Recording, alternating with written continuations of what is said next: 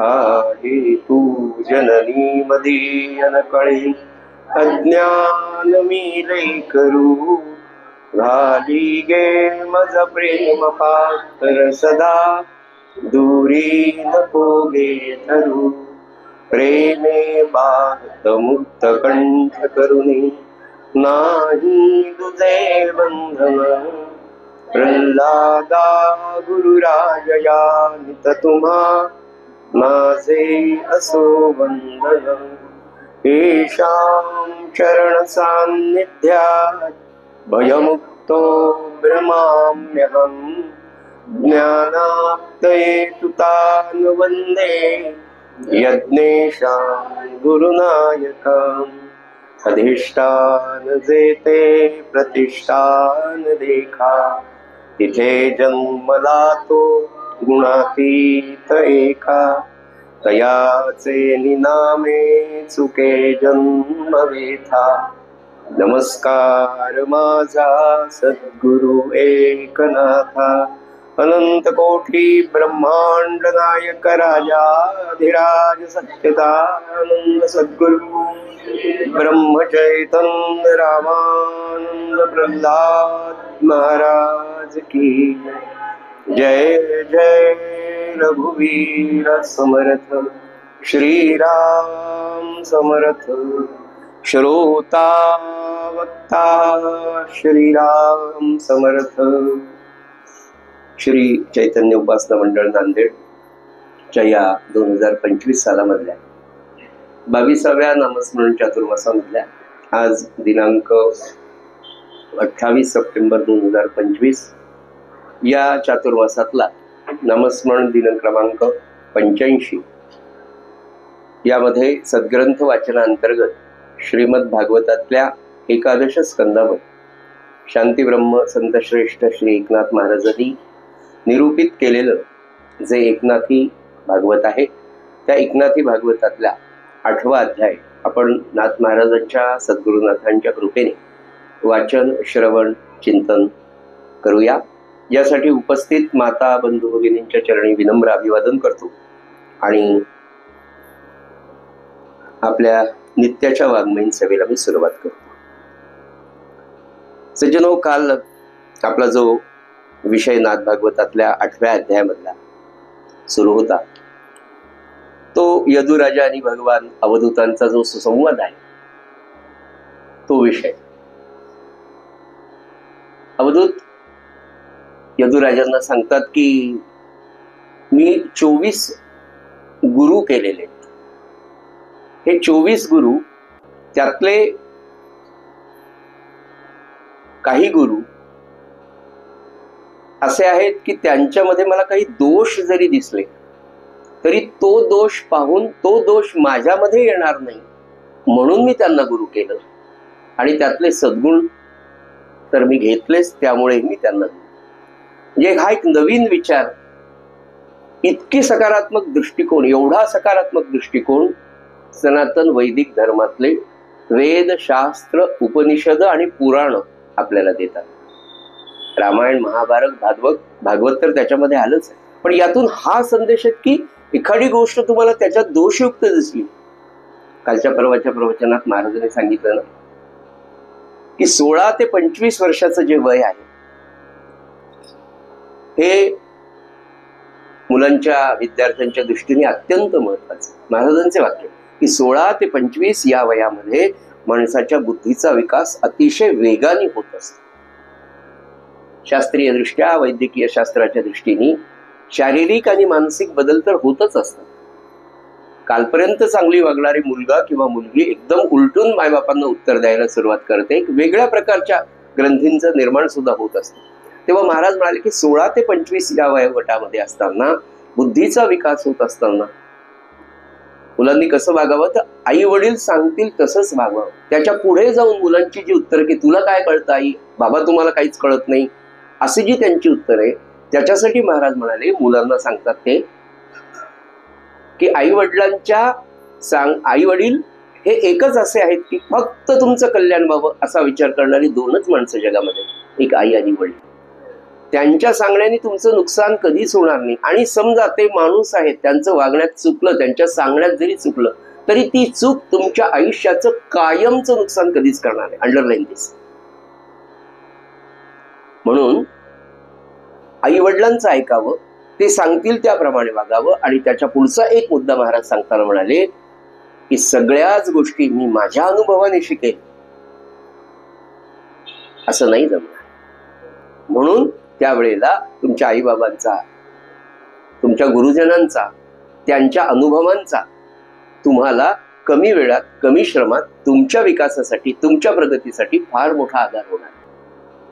म्हणून हा जो सनातन वैदिक धर्माच्या शास्त्रामधून, उपनिषदामधून, विशेषतः पुराण ग्रंथांमधून आपल्याला शिकायला जे मिळतं की एखादी गोष्ट त्यांच्यात नाही.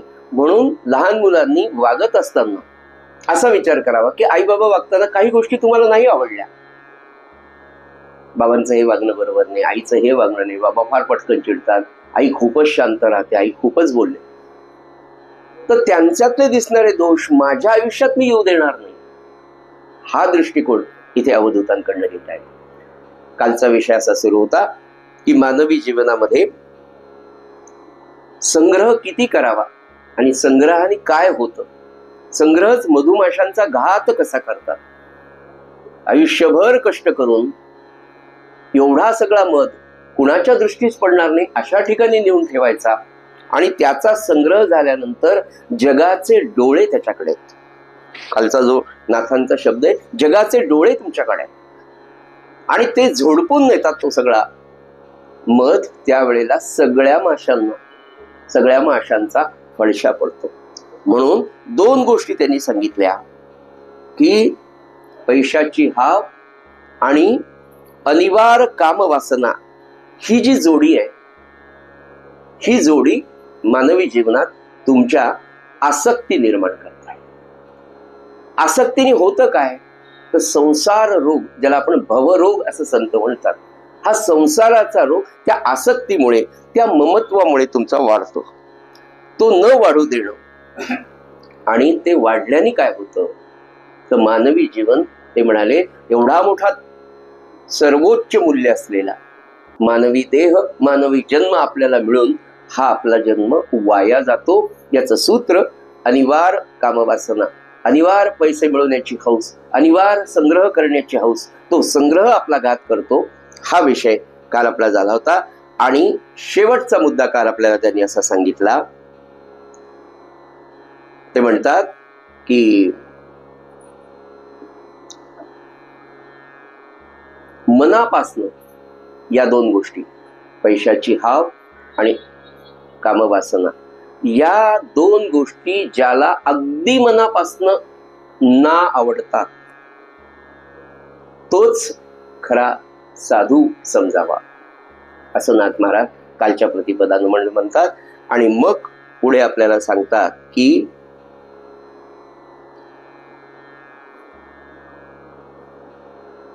जो सुख इच्छील आपण असी तेने ना तळावे स्त्रियेसी, येची विषयी मद गजासी, गुरु विशेषी मी केला.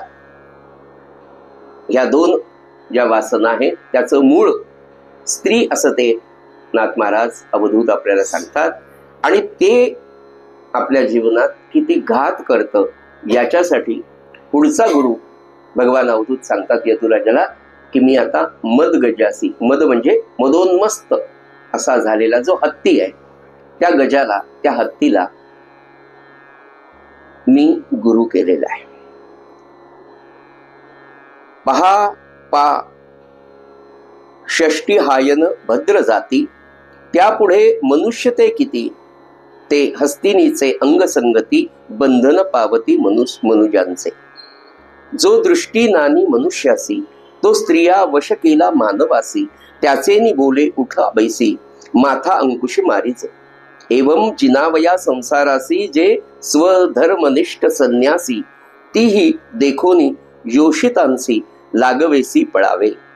नको स्त्रियांची भेटी, नको स्त्रियांच्या गोष्टी, स्त्री देखताची दिठी, उठाउठी पळावे.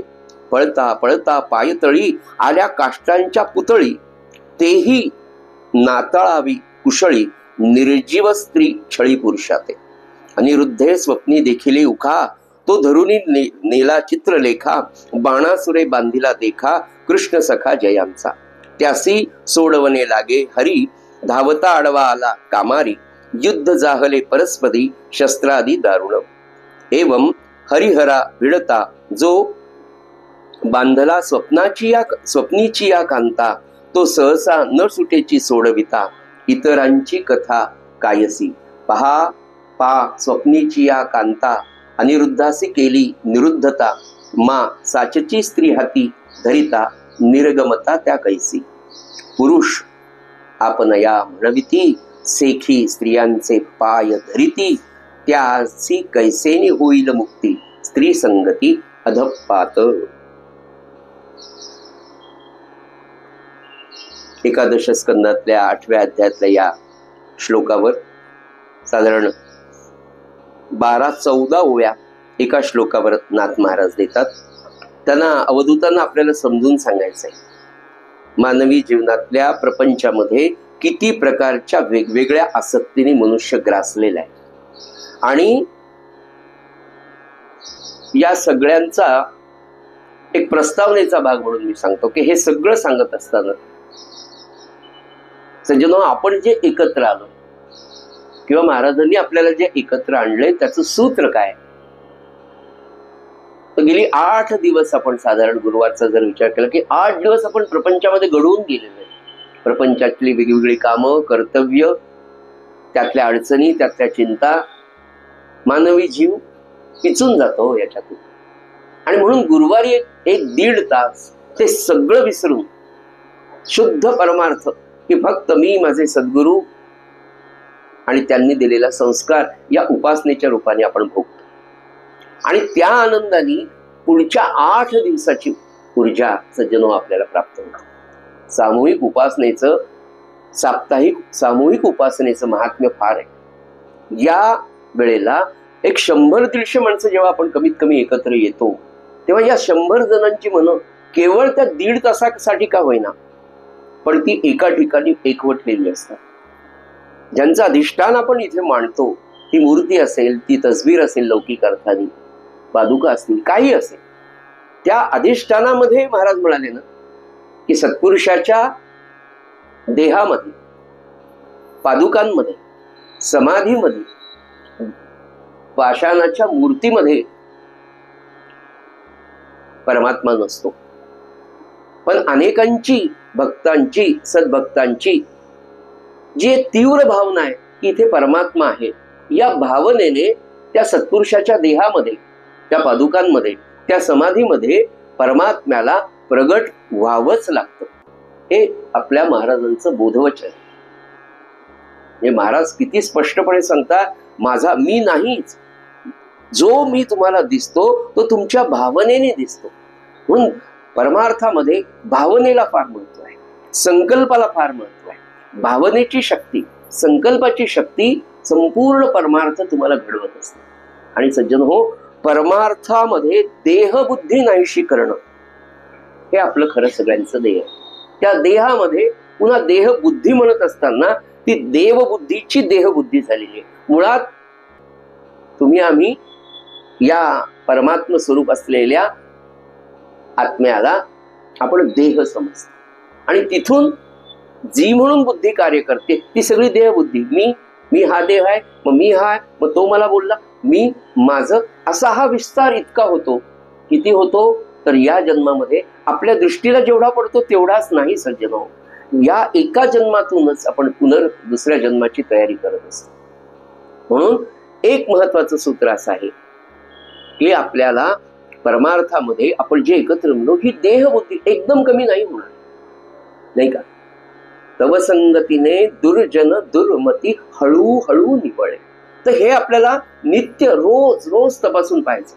महाराजांनी सांगितलं ना की चित्त शुद्ध होण्यासाठी 90 दिवसांचा अवकाश आहे. मनापासून तयारी करा. रोज संध्याकाळी झोपताना जे आपल्याला आत्मनिवेदन करायला सांगितलं की मी दिवसभरामध्ये देवा सत्कर्म अशी कोणती केली, तुझ्याकडे येण्यासाठी दिवसभर मी काय काय केलं, परनिंदा किती झाली, माझ्याकडनं किती लोकांचा द्वेष झाला, किती लोकांचं मी विचित्र असं कार्य काही केलं, या सगळ्यांचा हिशोब रोज झोपताना आपल्या सद्गुरूंना दिला. असं 90 दिवस जर तुम्ही केलं तर महाराज म्हणाले चित्त शुद्धी होईल. एवढं सोपं कोणत्या ग्रंथात सांगितलंय मला सांगा. संतांच्या सहवासात राहणं म्हणजे केवळ देहामध्ये नाही, तर संतांनी दिलेली जी शिकवण आहे ना, ती अखंड त्याचं स्मरण करून त्याप्रमाणे आचरण. श्रवण त्यालाच म्हणावं की जे केल्यानंतर त्यातलं कमीत कमी 50% तरी आचरण त्याच दिवशीपासून सुरू व्हावं आणि हळूहळू ते सगळं आपल्यात मिळावं. म्हणून महाराज नेहमी म्हणाले की ग्रंथराज दासबोध, ज्ञानेश्वरी किंवा एकनाथी भागवत यापैकी जो ग्रंथ तुम्हाला आवडेल तो घ्या आणि रोज रोज त्याचं एक पान तरी मनापासनं, एक ओवी तरी कमीत कमी. फारच गडबड आहे आज ऑफिसला, दिवसभर सगळं जेवण खावायला वेळ पण आज जमलंच नाही बा, तर महाराज म्हणजे एक ओवी तरी जाता जाता एक ओवी पहा. मीटिंग मध्ये बसल्यावर खरोखर आपण काय 24 तास मीटिंग मध्येच असतो का? पण 5 तासाची मीटिंग झाली तर आपली इन्व्हॉल्वमेंट 5 तासाची आहे का? एक ओवी घेऊन तिचं चिंतन 5 मिनिटं जरी केलं. लोकमान्य टिळकांसारखा एवढा महात्मा जेव्हा गळू झाला तेव्हा म्हणाले, डॉक्टर म्हणाले दादा भूल द्यावं लागेल. नको म्हणले, भूल देऊ नका, नाही गळू फार मोठा आहे, ऑपरेशन करायचंय. लोकमान्य टिळकांना दादा म्हणायचं. तर ते म्हणजे 10 मिनिटं थांबा डॉक्टर, थांब. 10 मिनिटं डोळे लावले लोकमान्य टिळकांनी आणि म्हणाले हा डॉक्टर करा ऑपरेशनचा. हात असा ठेवून दिला. अर्धा तास ऑपरेशन झालं. एवढा मोठा गळू सगळा चिरून स्वच्छ केलं डॉक्टरांनी, बँडेज केलं. आणि डॉक्टर म्हणले दादा झालं ऑपरेशन? हा झालं का म्हणाले. ते हा म्हणलं. डॉक्टर म्हणले अहो तुम्ही काय केलं दादा, तुम्हाला काही त्रास झाला नाही म्हणाले. नाही केलं काय म्हणाले. काही नाही, भगवद्गीतेचा श्लोक घेतला म्हणे आणि त्याचं चिंतन करत बसलो. एक गीता रहस्य सारखा ग्रंथ मंडालेच्या तुरुंगामध्ये. आणि किती वय झालं होतं, डायबिटीस होता लोकमान्य टिळकांना. शिक्षा झाली, दादरवरून त्यांची ती रेल्वे निघाली. इतके विद्वान, इतके दूरदृष्टीचे पुरुष होते, मी तुम्हाला काय सांगू. त्याला माहित होतं की खटला काय, खटला रचला त्याच दिवशी कळालं होतं की ब्रिटिश सरकारची योजना काय, मला कुठे न्यायचंय. ते लढले. शेवटच्या दिवशी सांगितलं, घरून निघताना सांगितलं मी घरी काही येणार नाही. लोकमान्य टिळकांना शिक्षा झाली. शिक्षा झाली त्यांच्याबरोबर तो एक तरुण इन्स्पेक्टर होता. दादरला गाडी आली, चर्च गेटवरूनच बसले होते. नाही मला वाटतं CST वरून बसले. दादरला गाडीवर त्या इन्स्पेक्टर विचारलं, तरुण पोरगा हे थकलेले, घरी किती वाजले म्हणे. ते म्हणे 9 वाजले. बरं म्हणले, मी झोपतो. आणि त्या रेल्वेच्या त्या लाकडी याच्यावर उपकरण घेऊन 5 मिनिटात लोकमान्य टिळक घोरायला लागले. अहो मंडालेच्या तुरुंगाची शिक्षा. मनावर सम दुःखे समक म्हणजे सुख दुःखे समकृत. कसं असेल, काय स्थितप्रज्ञता असेल. असं होतं का? निश्चित होतं. कुणाच्या बाबतीत झालं? लोकमान्य टिळकांच्या बाबतीत. कोण होते? तुमच्या माझ्यासारखे लौकिक दृष्ट्या नर म्हणून जन्माला आले ना. आपण जरी वानर म्हणून जन्माला असलो तरी नराचा तो नारायण होतोच. आपण माझ्यासाठी म्हणतो वानराचा सुद्धा नारायण होऊ शकतो. रामायणामध्ये आपण सगळं पाहिलं. आणि दादरला आले, गाढ झोपले ते म्हणाले तुम्हाला कसं काय जमलं हे. ते म्हणे माझ्या झोपायची वेळ झाली म्हणे. मग आता काय, जे कर्तव्य ते मी केलेलंच आहे ना. ही केस उत्तम लढवावी म्हणून लोकमान्य टिळकासारख्या विद्वान पुरुषांनी ती लढली. त्याचा रिझल्ट काय हेही माहित होतं. प्रारब्ध सगळ्यात, मी तर या नाथ भागवताच्या थोड्याफार अभ्यासात जर माझ्या काही लक्षात आलं असेल ना, तर शेवटी प्रारब्ध ते प्रारब्ध ठरलेले, ते तुम्हाला सुख देणारे, ते तुम्हाला दुःख देणारे. पण त्या सुखाला कायम सुखात राहण्यासाठी आणि त्या दुःखाला सुद्धा कायम सुखात राहण्यासाठी एकच आहे, भगवंताचं चिंतन, अखंड अनुसंधान आणि आपल्या कर्तव्याला न चुकणं. महाराजांनी सांगितलेली 3 सूत्र पुन्हा पुन्हा मला सांगायची की ती आपल्याला आचरणात आहे. 1 नीतिमत्ता, नंबर 2 कर्तव्याला चुकू नका आणि हे सगळं करत असताना भगवंताच्या अनुसंधानाला चुकू नका. सूत्र असं आहे सज्जनो की परमार्थामध्ये आपल्याला आपली देहबुद्धी नाहीशी करणं हे आपलं प्रमुख ध्येय आहे. आणि हे प्रमुख ध्येय गाठण्यासाठी 2 पुन्हा सूत्र मागच्याच याच्यावरून अवधूत सांगतात. कामवासना आणि पैशांचा लोभ ही 2 देहबुद्धीची व्यवहारामध्ये प्रगट होणारी रूप आहे. काय संतांचा अभ्यास, किती सूक्ष्म चिंतन आहे बघा. कशाने काय होतं वैद्यकशास्त्रामध्ये ते पाहतात ना, असं असं हा हे व्हायरल, त्याच्यानंतर हे झालं, हे झालं, हा रोग असा वाढत जाणार, तो इथेच थांबला पाहिजे, ही औषधोपचार केला पाहिजे. हे जसं त्या वैद्यकीय क्षेत्रातल्या तज्ज्ञांना कळतं ना सज्जन हो, अगदी खरं मानवी जीवनाचं हे शास्त्र संतांनी फार, म्हणून महाराजांचं ते वाक्य वरवर दिसायला फार साधं आहे की अरे माझ्याकडे खूप वेळ होता आणि म्हणून मी सुखाचा शोध करत गेलो, मला सुख सापडलं आणि ते मला आता सगळ्यांना वाटायचं. त्या सुखाचा मार्ग म्हणजे भगवत प्राप्तीशिवाय सुख नाही. आणि भगवत प्राप्तीचं साधन आहे नीतिमत्ता आणि नाम. नीतिमत्ता पहिला बेस आहे. 80% काम नीतिमत्ते होणार आहे, राहिलेलं 20% साधन आहे. बस या दोन गोष्टी ज्याला साधल्या त्याला मागे म्हणून पाहायचीच गरज नाही. म्हणजे त्याची परिस्थिती कशीही आर्थिक दृष्ट्या, मी पहिल्यांदा म्हणेन सामाजिक दृष्ट्या कितीही गरिबीची येऊ द्या, कितीही अपमानाची येऊ द्या, अहो पांडवांसारखे एवढे मोठे थोर की काय त्यांच्याकडची शक्ती, एवढं ज्ञान, एवढा कर्तृत्ववान 5 पांडव मला सांग. पण 14 वर्ष 13 वर्ष कसे राहिले, पण भगवंताची साथ असल्यामुळे त्या सगळ्यांमधून सही सलामत आणि आनंदाने राहिले. सज्जनो, महाभारताचं जर सूत्र काही असेल तर भगवंताला धरून ठेवा, बस तो तुमच्याकडे असेल. आणि तो तुमच्याकडे म्हटलं ना, जगातली सगळ्या व्यक्ती तुमच्या विरुद्ध गेल्या, सगळं जग आपल्या विरुद्ध गेलं तरी आपल्या मनामध्ये हा दृढ विश्वास पाहिजे की माझ्या जवळ माझे सद्गुरू आहे, नवे नवे ते माझ्या पाठीशीच आहे. महाराजांना हे अपेक्षित आहे. परिस्थिती कशीही येऊ द्या, अरे मी आहे ना तुमच्या जवळ, हा विश्वास तुम्ही बाळगा. आणि जेव्हा आपण हा विश्वास बाळगू तेव्हा येणारे प्रत्येक संकट सहजतेने निघून जाईल. कळणार सुद्धा नाही की हे विघ्न आलं होतं का. याची उदाहरणं आपण आपल्या उपासनेमध्येच पाहिली. एवढं मोठं राजे त्यांचं ते डॉक्टर वल्लभ कार्लेकर समोर आहेत, पाहिलं हार्ट अटॅक आला, लगेच एन्जिओग्राफी, लगेच ते म्हणले आम्हाला वाटलं की आता वल्लभकडे एन्जिओप्लास्टी झाली की संपून जाईल, कशाला. तो म्हणला नाही, शक्यच नाही, बायपासच करावं लागेल.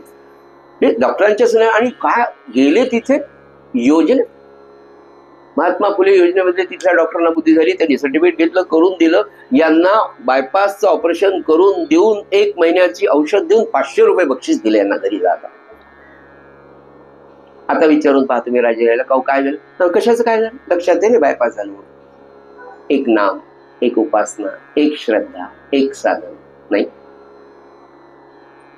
देहबुद्धीच. आता मला जर नाम नसेल, जर सत्संग नसेल, सत्संगाचा विचार नसेल, सारखं म्हणून इतकी गरज आहे पहा, अखंड सत्संगाची गरज आहे माणसाला. थोडं तुम्ही या सत्संगापासून बाजूला जा, एक गुरुवार तुम्ही येऊ नका पहा. दुसऱ्या गुरुवारी आळस आल्याशिवाय राहणार नाही. तिसऱ्या गुरुवारी तुम्ही आले नाही, पडले तुम्ही बाहेर. खरंच सांगतो बरं, मला काही म्हणजे या गुरुवारची ऍडव्हर्टाईज करायची नाही, आणि केली तरी काही वाईट नाही, आनंदासाठी सगळ्यांनी. पण सत्संगातून एकदा बाजूला गेला की पुन्हा सत्संगात तुमच्या पूर्वकर्मानुसार, तुमच्या भाग्यानुसार तुम्ही उपासनेत या, पण तुमच्या कर्माने बाहेर जाऊ नका. फार कठीण आहे. कारण महाराज म्हणाले परमार्थामध्ये स्वतःचीच नजर स्वतःला लागत असते, इतकं सांभाळून राहावं लागतं. अखंड असावे समाधान जे समर्थ सांगतायत ना, ते प्रपंचात सुद्धा जितकं महत्वाचं आहे, आपण ते प्रपंचात पाळतो बऱ्यापैकी, ते आपल्याला परमार्थात अजून पाळायला तितकंसं जमलं नाही. जमतं थोडंफार, पण पूर्णपणे जमलं नाही. ते आहेत, ते आहेत, ते आहेत. ही जे 2 अंग आहेत, नाथ महाराज सांगतात, एक पैशाची हा आणि कामवासना, या 2 गोष्टी आपल्या देहबुद्धीच्या व्यवहारातली स्पष्ट स्वच्छ दिसणारी रूप आहे, ज्याचे त्याने चिंतन करावं.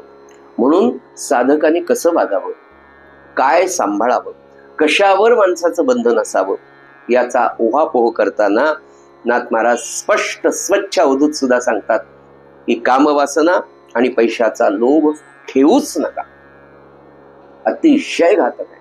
याचा अर्थ पैसा कमवू नका असं. पैसा हा उपजीविकेचं साधन आहे, पण त्याचा एकदा संग्रह करण्याची वृत्ती वाढली आणि तो जवळ आला की लोभ वाढतो, लोभ वाढला की संग्रह वाढले, संग्रह वाढला की आसक्ती वाढते, आसक्ती वाढली पैशाची की जीवनामध्ये कद्रूपणा वाढतो, चिक्कूपणा वाढतो आणि कुणाला काहीच न देण्याची आकुंचित भावना म्हणजेच भवरोग सुरू होतो. इतकं सूक्ष्म चिंतन संत आपल्याला मला सांगा, नाथांचा हा खरंच ग्रंथ न की ते जे स्वतः ज्या मार्गाने गेले आणि ब्रह्मज्ञान प्राप्त करून गेले, तो त्या मार्गावरून चालताना जे जे ऑब्स्टॅकल्स, ज्या ज्या अडचणी आल्या ना, इतक्या सुंदर कोणत्या ग्रंथात कोणीतरी सांगेल आपल्याला, संतांशिवाय कोणीच सांगणार नाही. म्हणजे आई, मी म्हटलं ना की 8वी 9वीचं लेकरू आहे ना, आई आपलं ते सहलीला चाललंय. आई किती सूचना बारीक सारीक सगळ्या देते, खाण्याचे डबे अमको तमको सगळं करून, असं करू नको, तसं करू नको, असं जा बरं, तसं जा. आणि त्या सूचनांचं जो विद्यार्थी किंवा जी मुलगी किंवा मुलगा पालन करतो त्याचा सहलीचा आनंद आयुष्यभर टिकून राहतो. आयुष्यभर. का? आईने सांगितलेलं पाहिजे. एका छोट्या सहलीचं जर एवढं महत्वाचं जणू, तर मानवी जीवन ही केवढी मोठी सहल आहे. आणि त्याच्यासाठी या गुरुमाईने दिलेले वचन, त्या गुरुमाईने केलेला संस्कार, त्यांनी घडून दिलेला साधन मार्ग अतिशय रुळलेला आहे. बस तुम्ही फक्त चालत राहा, नाम घेत राहा. नाम महाराज म्हणाले, तुम्ही 1 पाऊल टाका, मी 2 पाऊल टाका. हे इतकं सत्य आहे सज्जनो. फक्त सूत्र आहे, पथ्य पाळा. आणि ती पथ्य नाम घेताना जर पाळलं तर फार वेगाने प्रगती होईल. अभ्यासाला बसायचंय, 6 तास अभ्यासाला बसायचं, थोडंसं एक पथ्य, रात्रीचं जेवण 5 वाजताच घ्या, थोडं कमी घ्या, बरोबर जास्त वेळ बसू शकतो आपण. ही पथ्य, तो अभ्यास, त्यातून मिळणारा आनंद. आई वडिलांनी सांगितलं लवकर झोपा, लवकर झोप, लवकर उठ. सूत्र पाळून पहा, केवढा आनंद. अगदी तेच या साधन मार्गात ते म्हणाले, पैशाचा लोभ ठेवू नका, असं सगळे संत वारंवार तुम्हाला भवरोग्यांना आपल्या सगळ्यांना सांगतात. आणि याच्यासाठी म्हणून नाथ महाराज म्हणाले की मी मद गजाचं, म्हणजे मदोन्मस्त असलेला गज हत्ती, त्याचं उदाहरण, त्याला गुरु मी का केलं असं सांगतात. म्हणाले आता ह्या सगळ्या गोष्टी फार याच्यामध्ये दिलेल्या आहेत, तेवढ्या सगळ्या ओव्यांचा अर्थ सांगण्यात ना मी फक्त मतितार्थ त्याचा सांगतो, कारण फार त्याच्यात जाण्याची गरज नाही. त्यातलं पहिलं सूत्र ते म्हणाले की मानवी जीवनामध्ये तुम्हाला जर आत्मानंद मिळवायचा असेल, ज्याला ब्रह्मानंद, आत्मानंद, ब्रह्मज्ञान, आत्मज्ञान असं म्हटलं जातं, तो आत्मानंद जर मिळवायचा असेल तर नाथ महाराज म्हणाले की पहिल्यांदा याच्यातला मोठा ऑब्स्टॅकल आहे की वासना, त्यातही सर्वात बलवत्तर असलेली कामवासना ही आवरलीच पाहिजे. पुन्हा पुन्हा पुन्हा नम्रतेने मी सांगतो, शांती ब्रह्म, अखंड भगवंताच्या चिंतनात असलेला हा संत श्रेष्ठ असलेला नाथ महाराजांसारखा सत्पुरुष इतक्या खाली, म्हणजे ब्रह्मानंदामध्ये ते राहत आहेत.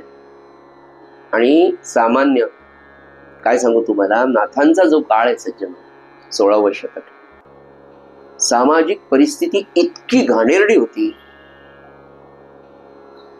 की प्रत्येक खेड्या गावात गल्लोगल्ली तमाशांचे फड होत. धार्मिकता तर इतकी लयाला गेलेली होती, म्हटलं पीरांना, दर्ग्याला जाणारे, बळी देणारे, सगळा समाज खालच्या वृत्तीकडे चाललेला होता. तमाशांचे फळ म्हणून त्यांना त्या गवळणी त्या भाषेत लिहावं लागला. नवरा नको गुबाई म्हणत ना, म्हणजे नर मादी आणि याचेच रिलेशन्स. अशा काळामध्ये हा महात्मा जन्माला येतो या महाराष्ट्रामध्ये, एवढं भाग्य आहे आपलं. आणि दुसरं की ज्या महात्म्याच्या पुण्यसंचयाने भगवान कलियुगामध्ये श्रीखंडाच्या रूपाने येऊन 12 वर्ष नाथांकडे राहतात, असा महात्मा ब्रह्मानंदामध्ये लीन असलेला, आणि तो आपल्याला सांगतो काय, एकच गोष्ट 4-4 वेळा सांगायला. विचार करा.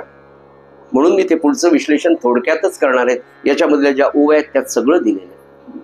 हा हत्तींच्या कळपांचा विषय घेत असताना प्राणी कसे वागतात,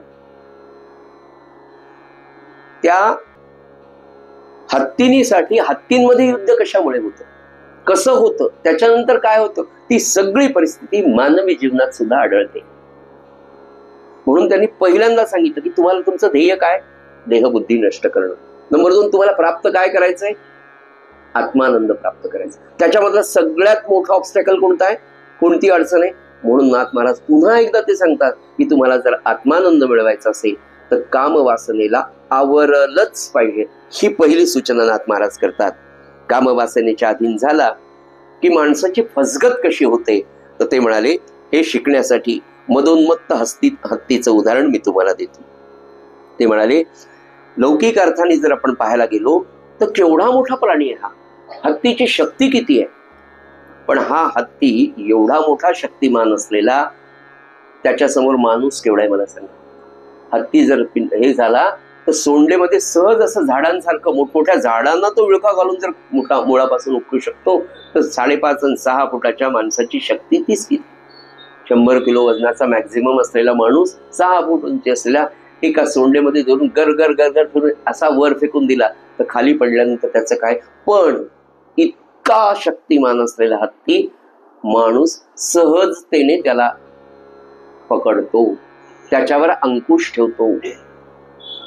त्याचं सूत्र काय नाथ महाराज सांगतात, म्हणाले क्रीडिता गजी माझी गजपती त्यावरी सबळ भद्र जाती येऊनिया युद्ध करती निजबळे मारती तयात.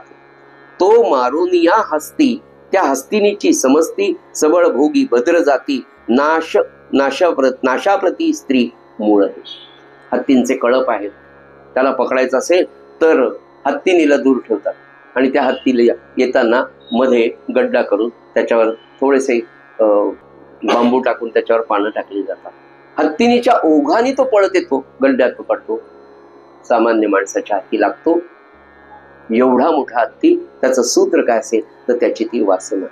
हीच वासना नाथ महाराज सांगतात पुढचे त्यांनी उदाहरणं दिली महाभारतातली काही आहेत. हरिहराचं युद्ध होण्याचं कारण स्त्रीच आहे. अनिरुद्धाची कथा ती फार मोठी कथा महाभारतामधली येते, ते आता इथे मी सांगू इच्छित नाही किंवा त्याची जास्त वेळ जाईल. पुढे म्हणाले देखोनी तिलोत्तमा उत्तम वधू सुंद उपसुंद सख्खे बंधू स्त्री अभिलाषे चालीला क्रोधू सहृदय संबंधू विसरले. सख्खे 2 भाऊ, सुंद आणि उपसुंद नावाचे सख्खे भाऊ, दोघांनाही तिलोत्तमा आवडले. 2 सख्खे असलेले अत्यंत सहृदय असलेले बंधू, अतिशय एकमेकांमध्ये प्रेम असलेले. यामध्ये वाद जो झाला त्याचं कारण स्त्रीची अभिलाषा, स्त्रीची आसक्ती. त्याचं सूत्र पुन्हा कामवासना. मग स्त्री विरेहे युद्धाचे ठाई दोघे निमाले येरगेरांचे घाई शेखी स्त्री भोगूही नाही मरण मूळ पाही योषिता.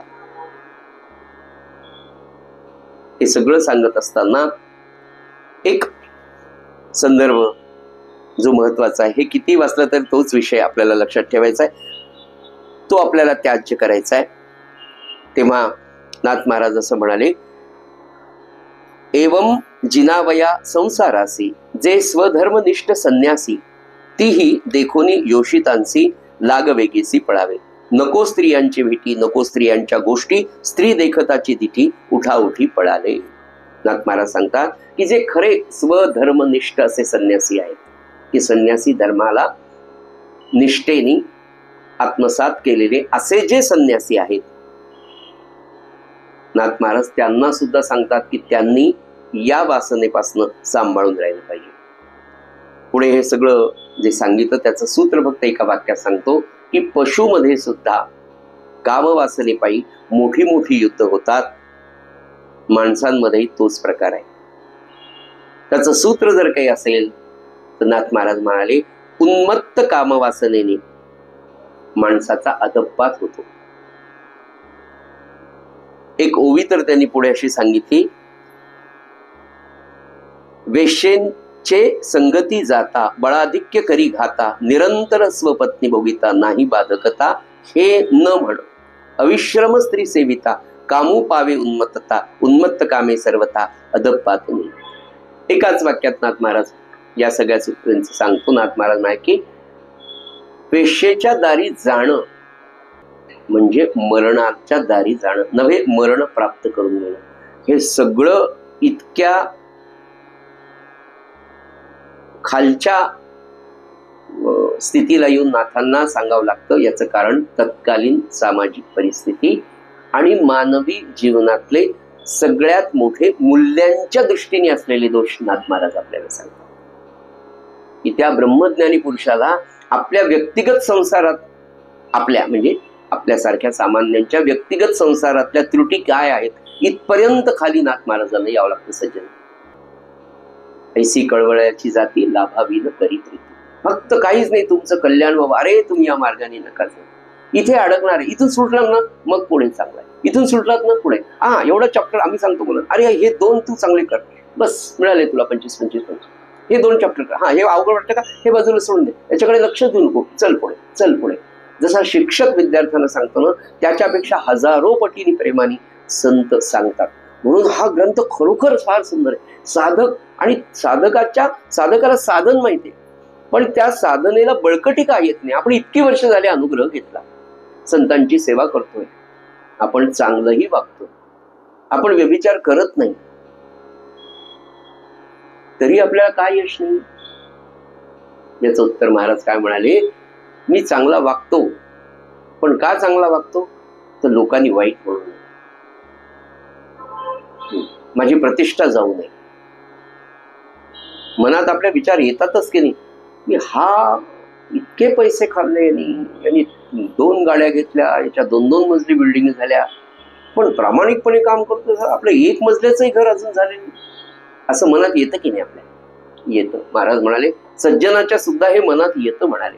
आणि मग तो विचार करतो की मी चांगला वागतो, पण मी चांगला का वागतो? महाराज म्हणाले याचा विचार करा. लोकांच्या भीतीपोटी आपली प्रतिष्ठा, आपली इब्रत, आपली इज्जत जाऊ नये म्हणून आपण चांगलं वागतो. मनापासून वागतो का? मनातून ते गेलंय का? ते जाणं सज्जन गरजेचं आहे. म्हणून नाथ महाराजांसारख्या सत्पुरुषाला नवे नवे सकल संतांना अगदी म्हणजे जसं आई लहानपणी आपल्याला आईच असते. किती वेळा किती प्रकारचे अपराध आपण केलेले आयुष्यामध्ये. आई जेवायला बसली, आपण लहान होतो, नको ती गोष्ट त्यावेळेला केली, ती उठली, आपल्याला स्वच्छ केलं, पुन्हा जवळ घेतलं आणि पुन्हा जेवायला बसली. आणि तीच आई वृद्धापकाळी आजारी पडली, मुलं मुली किती घरातले असं करतात की नाही ते माझं लेकरू आहे. तो पाहण्याचा दृष्टिकोन सुद्धा अनेक लेकरांमध्ये निर्माण होत नाही, 99%. त्याचं कारण धर्म शिक्षण बालपणापासून नाही. घरामध्ये पुराणांच्या कथा बालपणा, मी म्हटलं 2-4 अभ्यासाची पुस्तकं कमी केली तर चालते. आणि आता पुन्हा पुन्हा मला ते सांगा वाटतं की आता नवीन जे राष्ट्रीय शैक्षणिक धोरण येत आहे त्याच्यामध्ये अध्यात्माचा भाग बऱ्या प्रमाणामध्ये घालतायत, धर्म शिक्षणाचा भाग बऱ्या प्रमाणात ते घालतायत, की त्याच्या निमित्ताने कोणा मुलांना आपले महाभारत, आपला भागवत ग्रंथ, भागवतातल्या कथा, हजारो भक्तांच्या कथा आहे. मला सांगा, रोज एक कथा जर आईने मुलांना जेवताना सांगितली लहानपणापासून, बालवय असं असतं, माणसाला गोष्ट फार आवडते बघा. किती मोठा माणूस झाला तरी गोष्ट सुरू झाली की रमतो माणूस. त्या कथा जर सांगितल्या ना, त्याच्यातून त्याचं जे अंतःकरण तयार होईल की ज्याच्यामध्ये मातृवात्सल्याच्या कथा आहेत, पितृकर्तव्याच्या कथा आहेत, आपल्या धर्माच्या, आपल्या गुरुच्या, आपलं त्यांच्या प्रती असलेलं ऋण. 99% कॉलेजच्या मुलांना ऋण हा प्रकारच माहिती.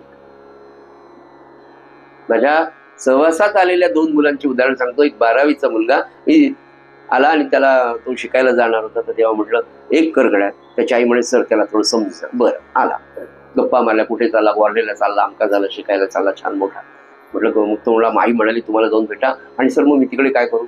म्हटलं तू संध्या करतो का? हो म्हणे. गायत्री? हो करतो म्हटलं. बस म्हटलं गायत्री संध्या करत जा, रोज एक माळ करत जा छानपैकी, आणि जाताना महाराजांचा छोटी तसबीर तुझ्या स्टडी टेबलवर ठेव. महाराजांना सांगून जा की मी आता कॉलेजला चाललो, माझे एवढे पिरियड्स प्रॅक्टिकल. आलं की पुन्हा जसं आईला सांगतो फोन करून, तसं आधी महाराजांना सांग, मग आईला. ओके. आणि एवढ्या याच्यात म्हणजे बाळा आपण ब्रह्मचर्य पालन केलं पाहिजे लग्न होईल तर. इतक्या निरागसपणे त्याच्या चेहऱ्यावरचा प्रश्न होता. तुला ब्रह्मचर्य म्हणजे काय करायचं? ब्रह्मचर्य पालन म्हणजे काय? इतक्या निरागसपणे त्याने मला विचारलं. काय सांग. 2 मुली आल्या तर त्याला म्हणलं पातिव्रत्य वगैरे म्हणजे काय असतं म्हणजे? त्याचं कारण आई, बाबा, घर, कुलधर्म, कुलाचार याच्यावर सविस्तर जर आई बाबा गप्पा मारत असतील तर पोरं ऐकतील. आईबाबाच्याच गप्पा जर पॅकेजेसच्या इन्व्हेस्टमेंटच्या असतील आणि आता कोणती कार घ्यायची त्याच्यावर जर चालले असतील तर मुलंही तेच पाहणार. त्यांच्या कानावर जे पडणार तसंच मुलं वागणार. म्हणून आई वडिलांचे, म्हणजे मी म्हटलं ना, या 70-80 वर्षाच्या काळात, या शेवटच्या 30-32 वर्षा 35 वर्षामध्ये आईबाबांच्या वागण्यालाच फार मोठी जबाबदारी वाढलेली. मला असं वाटतं माझ्या पिढीतल्या सगळ्यांच्या घरात लहानपण होत असताना बेडरूम ही संस्कृतीच नव्हती, किंवा बेडरूम आपल्याकडे मला वाटतं नाहीच. 8व्या वर्षी मुलाची म्हणजे झाली की पुढच्या 12 वर्षांसाठी तो गुरुकुलात असायचा. आणि त्या 12 वर्षाच्या गुरुकुलामध्ये आई बाबांचा ग्रस्ताश्रम आणि मुलाचं वैदिक शिक्षण किंवा मुलाचा विद्याभ्यास गुरुकुलामध्ये एका विशिष्ट शिस्तीमध्ये व्यवस्थितपणे पार पडायचा. 8व्या वर्षी गेलेला मुलगा 12 वर्ष जेव्हा एखाद्या विषयाचं शिक्षण घेवायचा तेव्हा तो 12 वर्षात वयाच्या 20व्या वर्षी एखाद्या क्षेत्रामध्ये पारंगत झालेला असायचा. त्याही पेक्षा आपल्याकडे जी 18 पगड जातीची ही कल्पना होती, तो त्याचा मुलगा त्याच्या घरीच शिकून घरामध्येच राहून त्या क्षेत्रामध्ये प्रश्न शिकवायचा. आज तुम्ही पहा, दुर्दैवाने आपल्या धर्मातल्या मुलांना तसं शिक्षण नाही. इतर धर्मियांची मुलं त्यांच्या क्षेत्रात ज्या जिथे जातात, इकडचं शिक्षण शालेय शिक्षणापेक्षा स्किल्स डेव्हलपमेंटमध्ये किती क्षेत्र आहेत. आज एकाही क्षेत्र चांगला प्लंबर मिळत नाही, चांगला इलेक्ट्रिशियन मिळत नाही, चांगलं गवंडी काम करणारा माणूस मिळत नाही, आणि जे आहेत ते मर्यादित होत चाललेले. म्हणून पुनश्च या न्यू नॅशनल एज्युकेशन पॉलिसीमध्ये स्किल्सला महत्व आहे. एखादा विद्यार्थी, सगळ्यांनी डॉक्टर, सगळ्यांनी इंजिनियर, सगळ्यांनी चार्टर्ड अकाउंटंट अशा मोठमोठ्या पदावर खुर्ची टेबलवर बसून जर संकल्पना केली तर छोटी कामं करायला आजच्या घडीला माणसं मिळत नाही. सज्जनो, तुम्हाला मी काय सांगू, बांधकामाच्या क्षेत्रामध्ये रेती आणि सिमेंट घालून देणारा त्याला बिगारी असं म्हणतात. म्हणजे अगदी छोटा कामगार, अप्रशिक्षित, अशिक्षित असलेला जो कामगार आहे, त्याचा पर डे इन्कम किंवा त्याची पर डे मजुरी 800 रुपये झाली. 800. कारण माणसं मिळत नाही. माणसं नाहीत असं नाही, पण माणसं मिळत नाही. कारण काय, सगळी ग्रॅज्युएट होऊन झाली, प्रत्येकाला टेबल, खुर्ची, वर फॅन आणि नमस्कार करून यांना पैसे देणाऱ्या अशी सगळ्यांची संकल्पना झाली. या सगळ्या याच्यामध्ये पुनश्च जेव्हा मनुष्य श्रमप्रतिष्ठेकडे येईल तेव्हाच काहीतरी साधण्याचा दृष्टिकोन निर्माण होईल. आपापल्या क्षेत्रात ब्राह्मणाचा मुलगा उत्तम 20व्या वर्षी उत्तम त्याचा एक वेद, त्याच्या घरात जे असेल, ऋग्वेद असेल, यजुर्वेद असेल, सामवेद असेल, अथर्वण वेद असेल किंवा इतर 4 उपवेद जे आहेत, यातनं कुठलं तरी एक वेदाचं धरण असायचं. ब्रह्मानंद महाराजांचं चरित्र आपण पाहत असताना गाडगोळी सारख्या, माफ करा, त्या जालिहाळ सारख्या छोट्या गावामध्ये 300-300 घरं, कर्नाटकात, आंध्र प्रदेश, महाराष्ट्रामध्ये छोट्या छोट्या खेड्यांमध्ये 300-300, 400 घरं ही ब्राह्मणांची, केवळ ब्राह्मणांचाच इतिहास नाही तर त्या क्षेत्र म्हणजे कुंभार असतील, सोनार असतील, त्या सगळ्यांची इतकाली घरं राहायची. त्यांची मुलं घरीच आईबाबांच्या हाताखाली प्रशिक्षित होऊन उत्तम सुवर्णकार, उत्तम कुंभार, उत्तम सुतार. पण ही सगळी पद्धती ब्रिटिशांच्या काळात मॅकेलोनी अभ्यास केला आणि आपल्या संस्कृतीच्या शिक्षण पद्धतीवर त्यांनी म्हटलं की यांचं मूळ काय.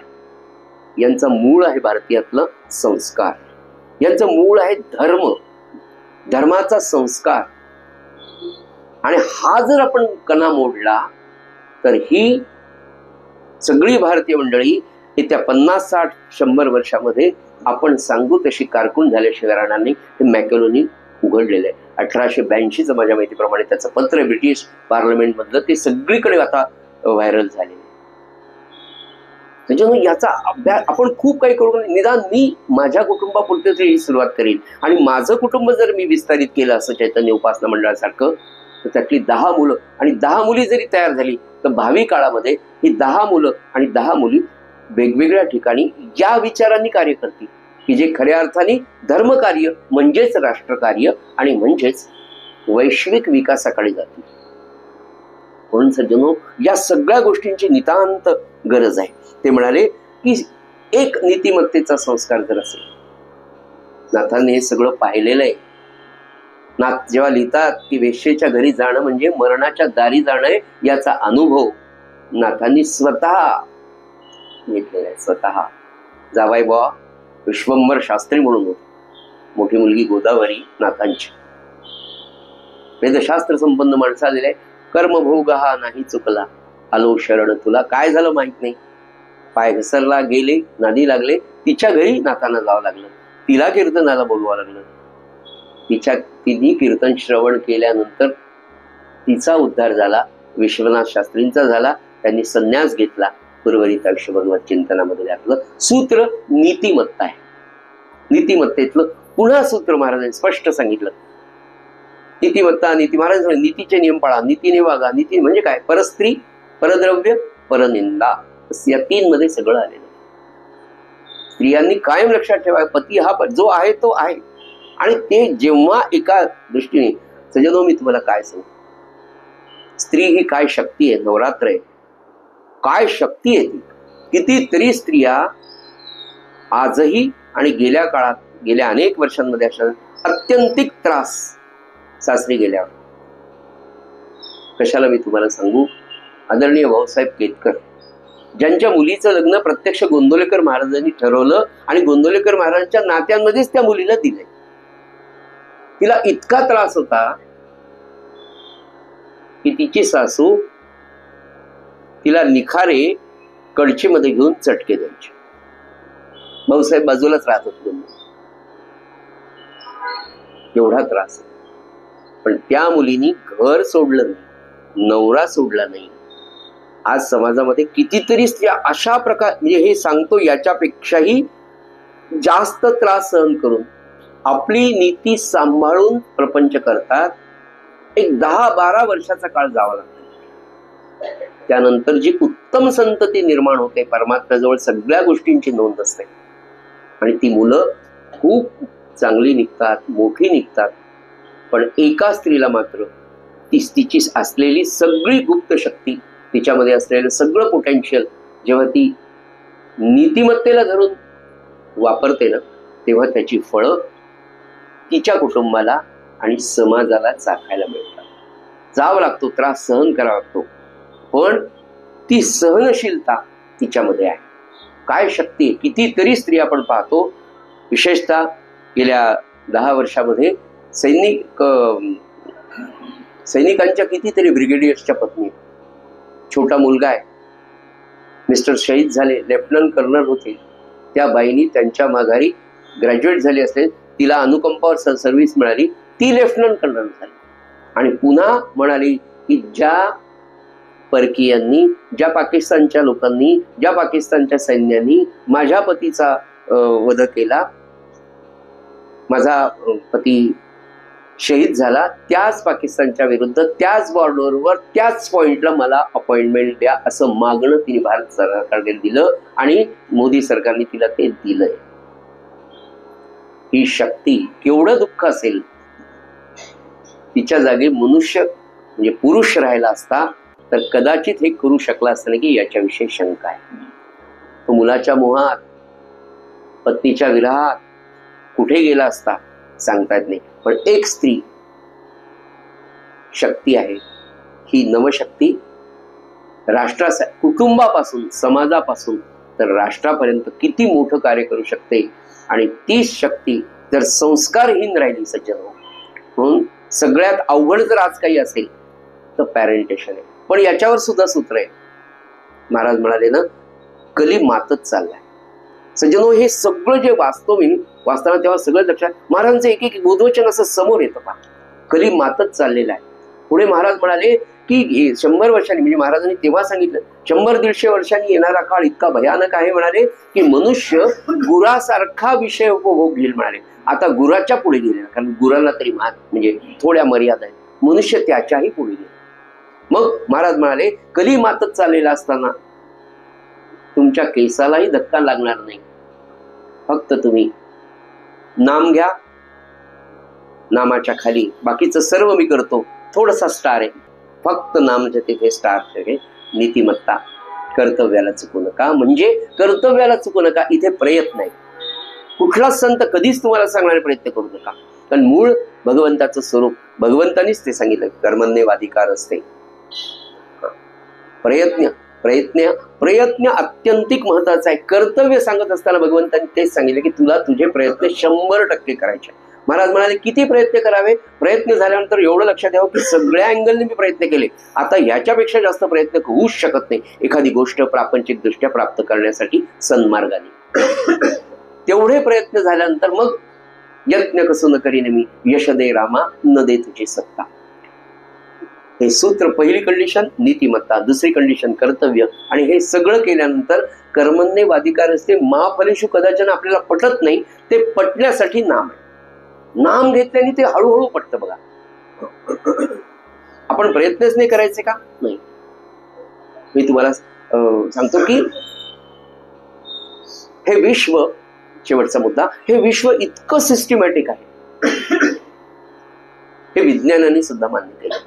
क्रमांक 2, 2 गोष्टी आहेत जे आपलं शास्त्र सांगतं की पिंडी ते ब्रह्मांडी. नंबर 3, या दोघांमध्ये खूप कनेक्शन आहे, पिंडामध्ये आणि ब्रह्मांडामध्ये, म्हणजे व्यष्टी आणि समष्टीमध्ये. तेही पंचमहाभूताचं आहे, हेही पंचमहाभूताचं आहे.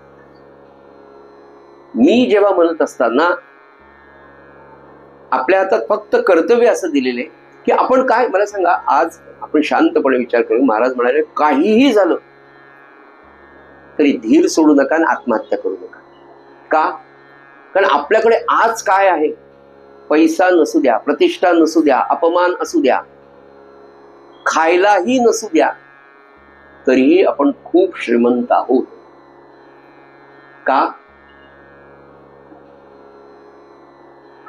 माझी रेस्पिरेटरी सिस्टीम चांगली आहे, पहिल्यांदा मला श्वास घेता येतो, यात माझं कर्तृत्व काय?